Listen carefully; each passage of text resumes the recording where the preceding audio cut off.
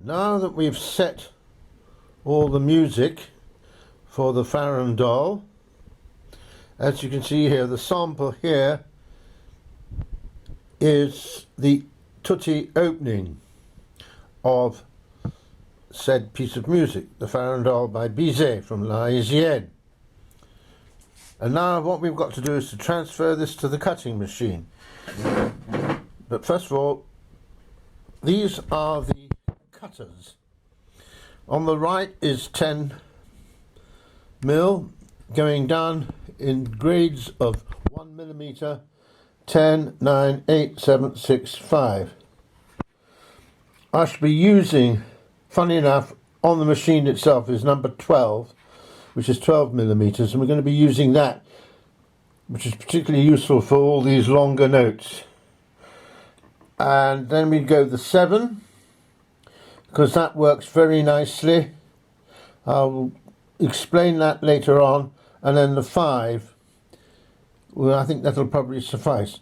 So that is us all ready. Now, just panning round, here we have, whoa, look at it. Here we are, the cutting machine. Now this is a Bosman cutting machine made in Antwerp. And of course Antwerp, or Anvers, Antwerpen, was the sort of hub of the mechanical organ industry. The Benelux countries, Holland and Belgium, besides France, were very much into building these organs. And of course lots of lovely street organs with rococo covering and decoration and everything else like this. Now just quickly give you the 2 and 6 meter. This is the business end, the cutting head. As you can see, there's a cutting head in there already, and you've got the dies. Now if you notice, the dies are adjustable, so that's you can adjust for the length of the cutter, and also you can adjust the width, where because basically most organs are either a 4 millimeter wide head or a 3.5 millimeter wide head. So that's the width of the slots. And so we take into account this. But of course then you've got on the right and left, you've got the length of the tool to be put in there. If you notice, there's a piece of metal that comes down behind the cutter. You can see that. And that, believe it or not, that stops the card from riding up on the tool. Rather important if you're going to want to be quick at it. Now, coming back, you've got the carriage. And we'll talk more about that in the moment, later on, while we're actually cutting. But the carriage keeps the music in registration. You've got a graded side here, and it's you have a thing that keeps your music in check. Right, sorry, I mean, very bad explanation there, but you'll see it later on. Again, I think actions speed louder than words. I think that's really basically it. There's a foot treadle down below. It's operated by a foot, and that's really all you need to know about it. And so without further ado, I'm going to shut off this part of the film and we'll go on to the actual cutting. Right. Here we are. We've got the pattern now on the cutting machine, and we're going to get going. Yeah. We start at the beginning. Oh, some registers to cut. And of course, it's designed go.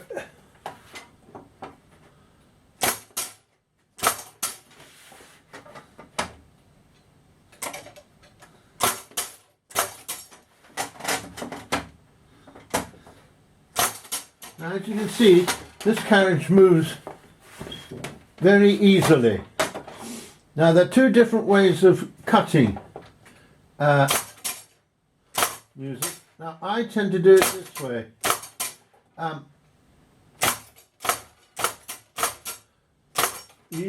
I use the bass. I go by department, and that means you do everything there. Now, sometimes you can just keep going on, bang, bang, bang. But you waste a lot of time that way, I think. But if you do this, you see, don't, and then up to the next one. It's so easy with this carriage that one can just, just get on with it.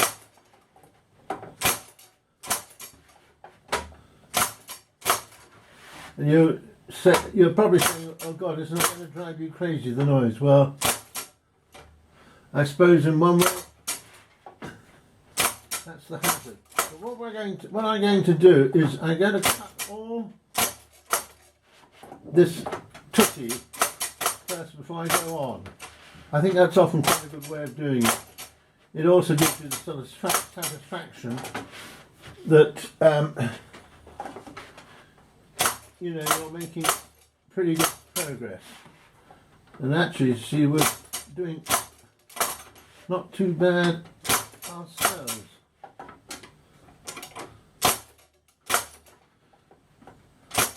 You see, this is what I like about the 12. This 12mm cutter, okay, most things you can do in a couple of smacks, which is useful. Because when you then get down to the single notes, it's there, and you don't have to, you're not, again, wasting too much time. Oh, so this is the violin. And it always gets stuck.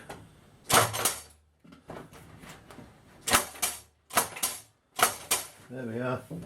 It's a bit of a mess, but anyway. Right, now what we're going to do now is going to come back to, and we'll say, let's do it this way. And we'll do this much.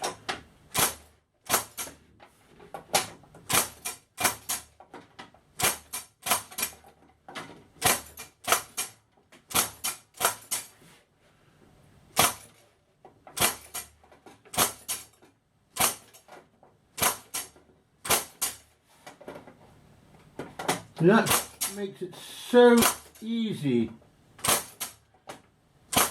cut. Look at you, see, you're really making quite an impression on the card already. That's what I love about the 12. It also saves faffing around with the dies. When you have to change, have to change the die underneath and change the tool. It takes time when you could actually be doing the cutting. And experience after a while tells you exactly what you can do and how.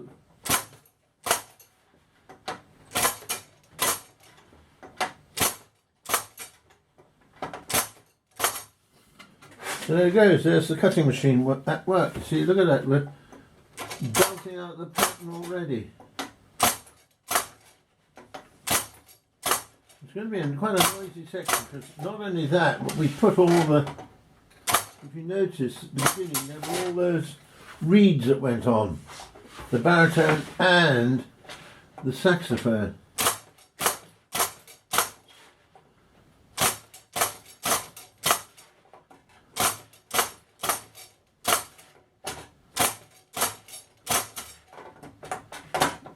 So it's really quite good fun.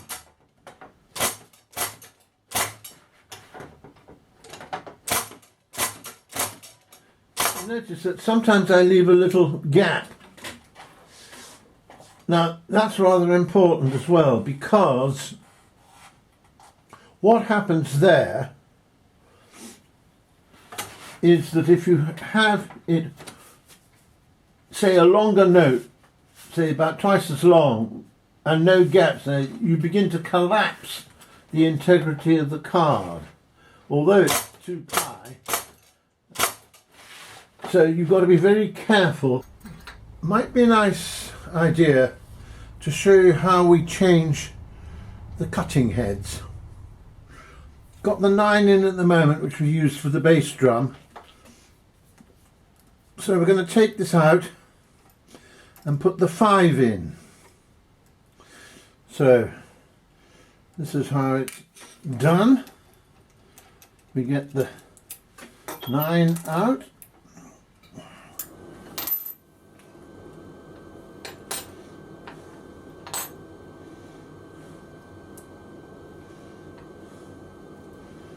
And just preparing the 5 now. We've got a little thing in here to stop it from sliding all the way up. A little bit of plastic. It's rather rudimentary, but works very well. So we get this little Charlie in first.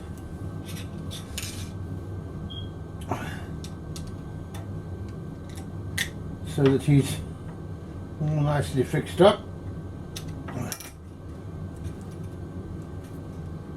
That's better.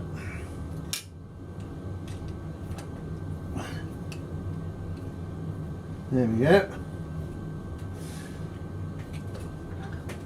Get rid of the 10 or the 9, whatever it was. Now, check, make quite sure that goes in properly. That's doing the job. Now, left and right dies are now moved in.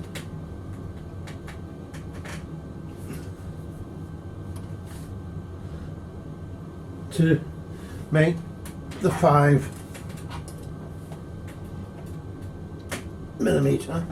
slot. I